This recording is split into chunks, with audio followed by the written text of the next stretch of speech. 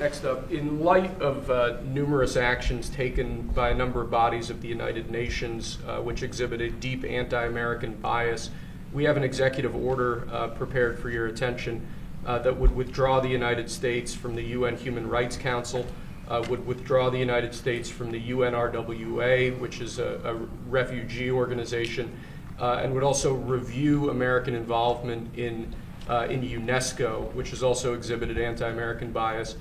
More generally, the executive order calls for a review of American involvement and funding in the UN in light of the wild disparities in levels of funding among different countries that, as you've expressed previously, is deeply unfair to the United States.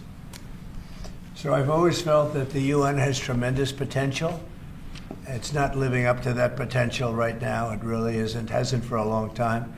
It has, there are great hopes for it, but it's not being well run, to be honest, and they're not doing the job. A lot of these conflicts that we're working on should be settled, or at least we should have some help in settling them. We never seem to get help.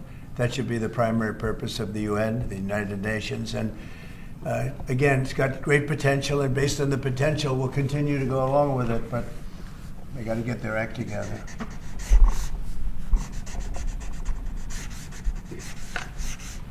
What would they need to do to get their act together?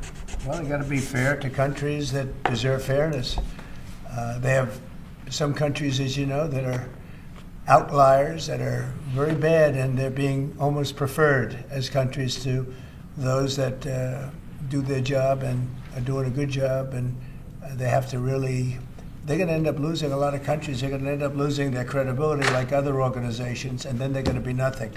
The potential of the United Nations, and not everybody agrees with me on this, the potential of the United Nations is fantastic if properly run. So we'll see what happens. How much money are you willing to take away from that?